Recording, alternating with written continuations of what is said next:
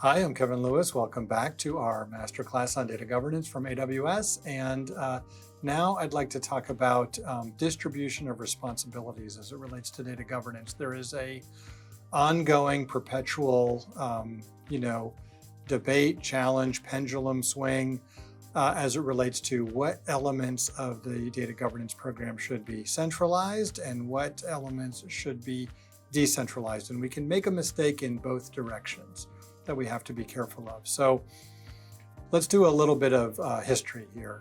So early in the what was called the data warehousing movement, the idea was to centralize primarily. There was a lot of fragmented data being developed and being deployed in a bunch of different what were called data marts. And the idea was to take a lot of that data, bring it together so that it can be reused, and so it could link data from across multiple domains.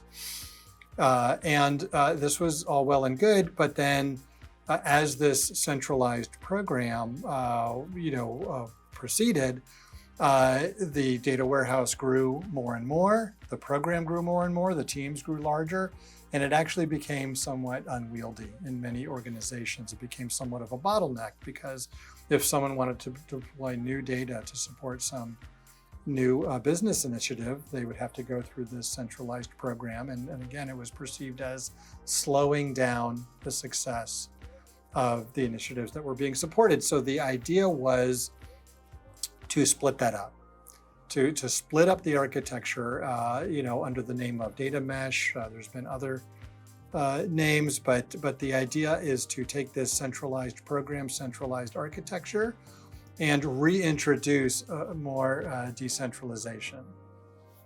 And so we can think of sort of in what we call the modern data community, we can think of three major elements here. We can think of data producers who produce data that needs to be used by consumers. So consumers is the second group. And then we can think about the central data team. And so let's talk about the appropriate distribution of responsibilities across these three groups. Again, we can make mistakes in both directions. In order to decentralize, we can overdo it and return to a much more fragmented place that we were trying to get away from to begin with. So we need to make sure we're not swinging the pendulum too far one way or the other. So let's talk about the role of each of these and what we want to lead towards. Let's start by talking about data consumers. So we hear the term self-service a lot, and that's a good thing. We want to empower our end user community. We want to empower application developers. However, we do not want to overburden them with responsibilities for data management that they should not have to do. We want to empower them to, for example, collect data and experiment with it, to decide if this data has any business value. They should be able to build sandboxes. They should be able to ask business questions that they're authorized to ask. This should be the kind of self-service that should be available to them. But if they're curating basic sales data, revenue data, inventory, claims, policy, all the things that we've talked about that are central to an organization that should be in a condition that's usable for them, then we've gone from self-service to overburdening them with responsibilities. So what is the appropriate role for consumers for data management practices within a healthy data governance program?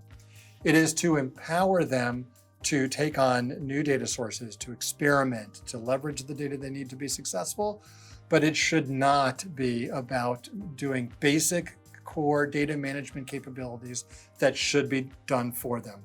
That is what we want to push into more the central data team and for data producers.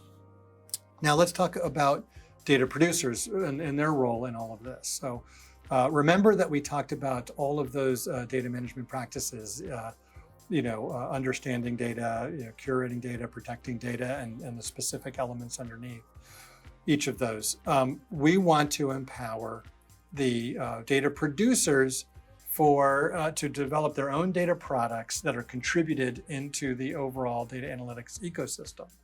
And so they should be able to do as much of those data management practices as possible in their data. So again, like claims or policy data, there should be groups that are empowered to look after that data, and they should be enabled with the tools and capabilities to manage that data appropriately. Now let's talk about the role of the central team. And this is where we can really go too far one way or the other. Again, we don't want to over-centralize. We want to empower the data producers, especially to take care of their own data domain that they're responsible for, and to create data products that they're responsible for. But what happens when we want to thread data together across data products? We've used the example of customer experience. Okay, we talk about understanding the interaction that our company has with a customer across various channels and across transactions. If it's a financial services firm, you have mortgages, you have credit cards, you have all of these, you have investment advice, you have all of these different business areas that may be data producers that are responsible for producing data products in their area. But if I need to understand my total relationship with the customer, that data needs to join together. It's not just about putting that data on one platform. It's not just about providing a data catalog. It is about doing all of the things around data management that we talked about. So it's things like, are the joins going to work? When I join data together, is that going to work? Do I have a consistent list of products and customers that cuts across my various business units? Again, not just because it's a good idea, but because it's absolutely essential to support the targeted business initiatives that we're dealing with. This is where companies are having a real struggle when it comes to excessive decentralization, overcorrecting the bottleneck problem by distributing too much responsibility, both to consumers and to producers.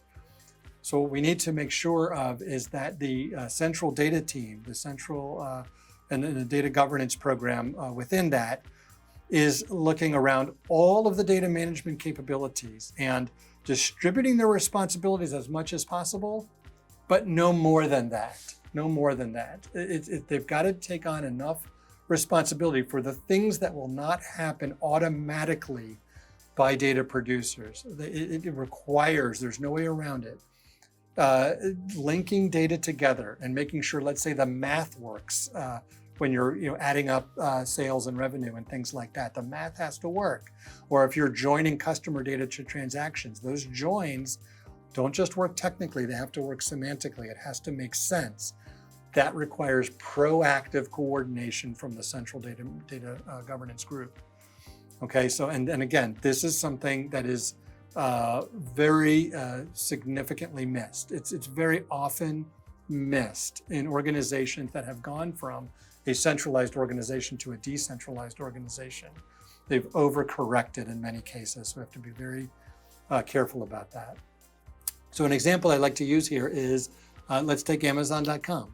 In Amazon's history, we built up a website to sell books initially, and then a lot of other products. And over time, with a lot of success, this the system to support Amazon.com became very large and very difficult to manage. So famously, Amazon made the decision to bust up the architecture and bust up the organization into two pizza teams and into microservices architectures and different things that allow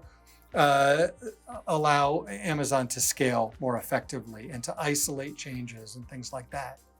However, if you go to Amazon.com, you have a consistent user experience. We don't make it visible to the customer what our internal organization and team structures look like. They shouldn't have to worry about that. For the customer, it should be a consistent user experience.